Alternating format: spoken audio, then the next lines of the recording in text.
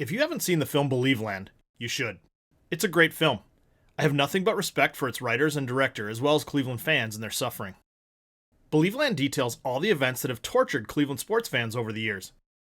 Each event has its own unique moment-defining name.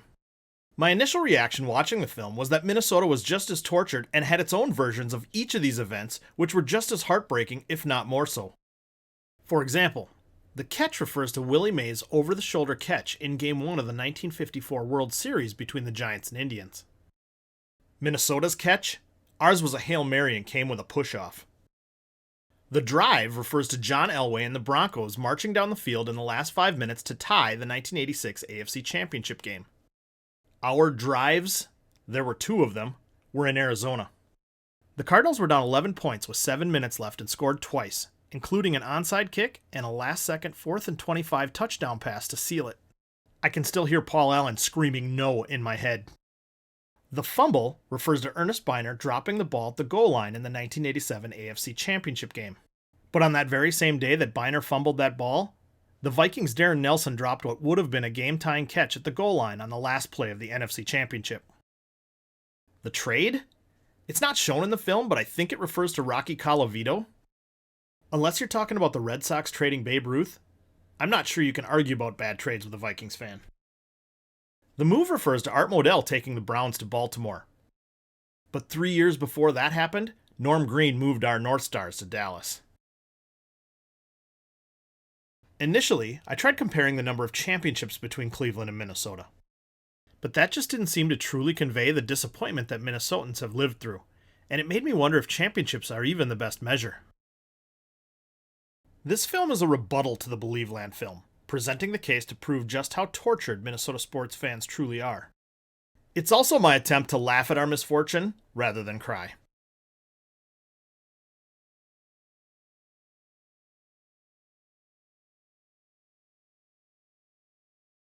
While watching the Believeland documentary and taking note of all the similarities between Cleveland and Minnesota, this picture appeared on the screen. And yes, that's a Minnesota North Stars logo, in a documentary about Cleveland.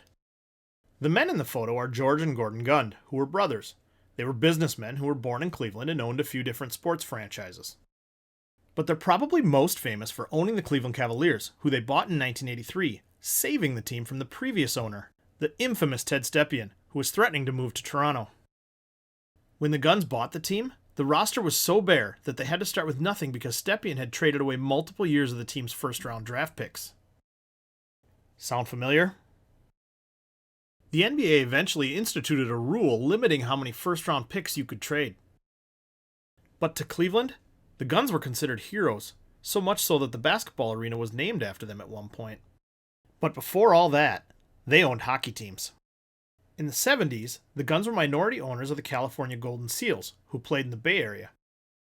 But the team struggled financially, and in 1976, the Gunds persuaded the other owners to move the Seals to their hometown of Cleveland and rename the team the Barons.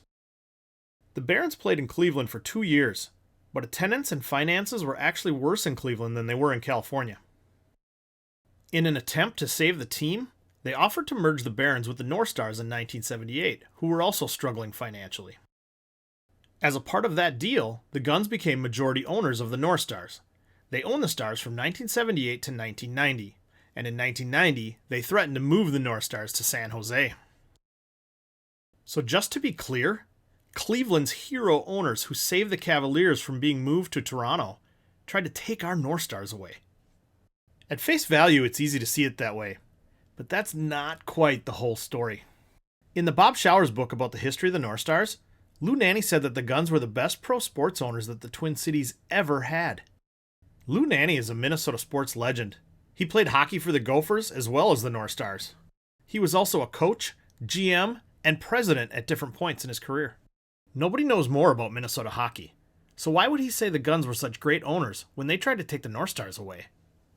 I had to find out, and because he's just an all-around great guy, he agreed to an interview. In the book, you say the Gunds are the best sports owners the Twin Cities ever had. Yeah. Why? So. How so? Because they were really committed to the area. They never, ever said no to anything that was needed here for the building, the team, the city. They were very agreeable to doing everything that they could to make it a success. They were putting their own money into buildings to do things. For instance, when we needed suites, they put 20 suites in, they paid for it. If you take a look at all the other owners in town and all the other sports, they've all had concessions to fix their building, do things with their building. So if the Guns were such great owners, why did they want to move the team?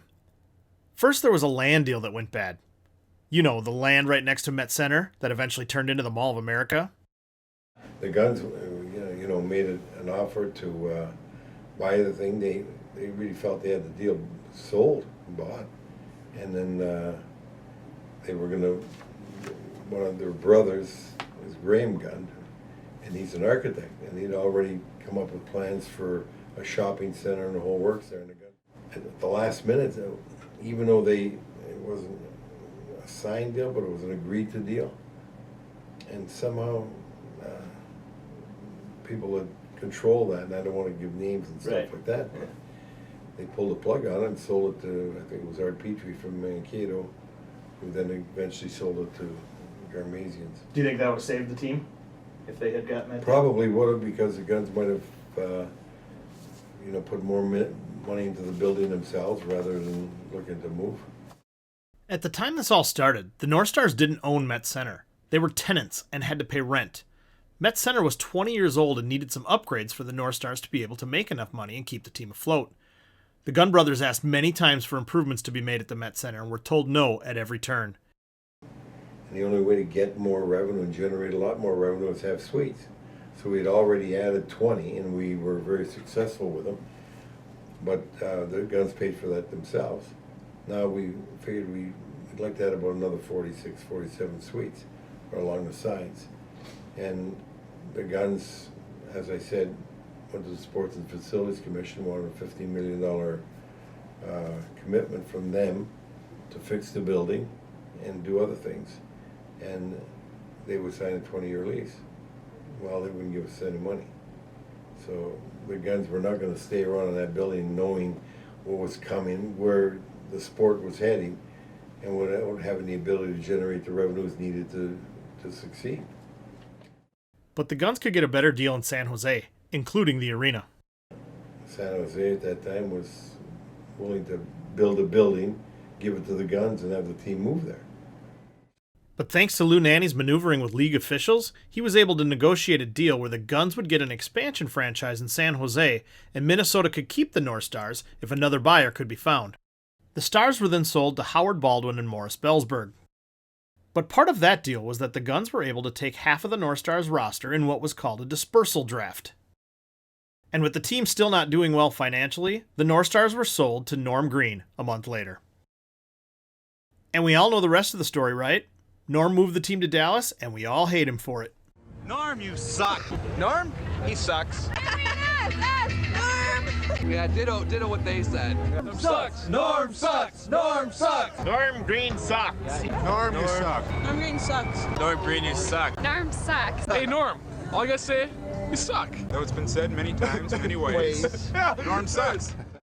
When I started this project, I wanted to blame Norm too, and I expected to find evidence that proved it. But I didn't. I know this is going to challenge your inner Minnesota nice, but hear me out. When Norm bought the team, nothing changed. He wanted to make improvements, but was constantly told no as well.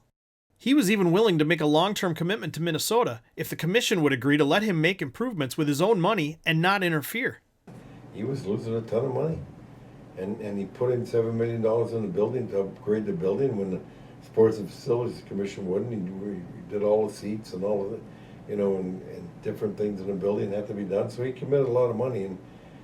And then he even wanted to, because he couldn't get any help from the Sports and Facilities Commission, he wanted to have a shopping center. He was going to build himself from the Met Center to the Mall of America, and he would pay for it and everything. But that would help him. He figured, he'd be able to make enough revenue from that to offset the losses he had in the building. But they turned him down on that too. So why were the Guns, Howard Baldwin, and Norm Green denied funding for improvements? The powers to be downtown basically were trying to force the Guns to move downtown because they didn't want, You had the new Target Center. They didn't want two buildings competing. But the North Stars tried that. Lou Nanne went to negotiate with the Timberwolves owners to play at Target Center, but they couldn't come to an agreement over advertising. And to go down and meet with the people from the Wolves. Marvin And Marvin Harv, basically, and Bob Stein, and try and strike a deal where we would go downtown and play there. They'd give us a good enough arrangement. We went down and came very close to making the deal, but at the last minute, Marv wouldn't relent on keeping the rights to all the advertisers in the building, and saying that we could sell the advertisers, but they had to be the advertisers they had in the building. They couldn't be a competing advertiser, and that killed the deal. Without advertising revenue, moving downtown wouldn't have improved the situation any more than staying at Met Center. And without the improvements at Met Center, the North Stars wouldn't have been able to stay afloat financially. Rather than letting the franchise go under, Norm moved the team. So if Norm isn't to blame, who is? You mentioned the powers that be, and I'm assuming you mean the Metropolitan Sports Commission, right? Yeah, exactly. The Metropolitan Sports Commission was formed in 1977 by the state legislature to manage and oversee sports venues. But the Met Center was built 10 years earlier, so how did the Metropolitan Sports Commission come to own the Met Center? When Met Stadium was built in the mid-50s, a committee was formed to own and oversee the stadium and property. It was called the Metropolitan Sports Area Commission. When the Met Center was built in the mid-60s, the North Stars owners turned the title to the property over to the commission on some sort of good faith handshake deal. When the North Star ownership bought the building, they essentially gave it to the commission for $1, I think it was, and the commission operated the building and or had the ownership, and then was supposed to be in charge of all the things and improvements and everything else. To me, this is one of the most curious parts of the story, because the upkeep of the Met Center and who had the power to make those decisions ultimately led to the North Stars leaving. In 1977, the state legislature enacted a law to create a new commission called the Metropolitan Sports Facilities Commission. It was to manage and oversee the sports venues, but also to decide whether to renovate Met Stadium or build a new stadium in a different location, which would eventually become the Metrodome, and thus sometimes being referred to as the Metrodome Commission. In December of 1977, the old commission turned over ownership of the Bloomington property to the new commission. Because that included the entire property, they also turned over ownership of Met Center as well. The Facilities Commission consisted of 7 voting members, including a chairperson. The commissioners were unpaid and served 4-year terms, so there was quite a bit of turnover. However, the committee also had a non-voting executive director that was salaried and had no term limit. The executive director of the Metropolitan Sports Commission during this whole thing was a man named Bill Lester. An unnamed source with over 25 years' experience in Minnesota politics told me that the chairperson didn't really have any power. Most people had no idea who the chairs even were. And even though he didn't have a vote, Lester was really in charge of the commission, and he had a huge amount of power. I don't think that Bill Lester intended for the North Stars to leave, but the fact is that it happened on his watch. The commission may have been trying to muscle the North Stars downtown, but in reality, they forced the North Stars to choose between leaving town or going bankrupt.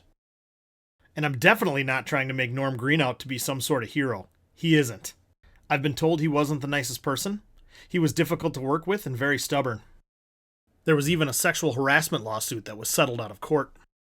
Who better to point the finger at than someone who wasn't one of us and displayed less than favorable character? But the truth is, he had no choice, and I think we've been blaming the wrong person all these years. And that brings us back to our Cleveland connection.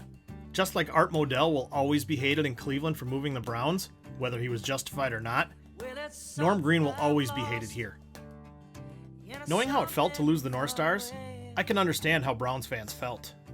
Even though the North Stars left 3 years before the Browns left Cleveland.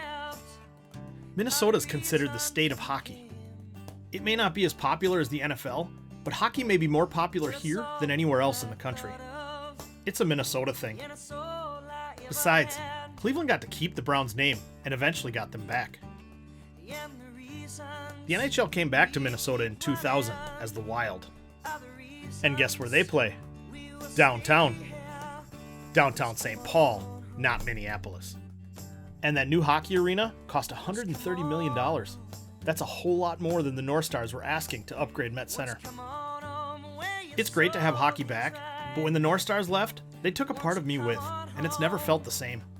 The North Stars have been gone now almost as long as they were here, and I'm willing to bet that the fans who've only known the Wild in their lifetime will grow up loving them as much as I love the North Stars. So does Norm still suck? Absolutely. I even have a t-shirt that says so. I actually have 2. But is he to blame for the North Stars leaving? I don't think so. And you know who else sucks? Dallas. Dallas, we want our Stars back, and all the Vikings we gave you too. And about this whole Cleveland being tortured thing, Minnesota doesn't feel bad for you. Well, maybe a little. And maybe championships aren't the best measure of how tortured and cursed a fan base is. Are the reasons we will stay here. Won't you come on home? Won't you come on home? Won't you come on home where your soul is right? Won't you come on home?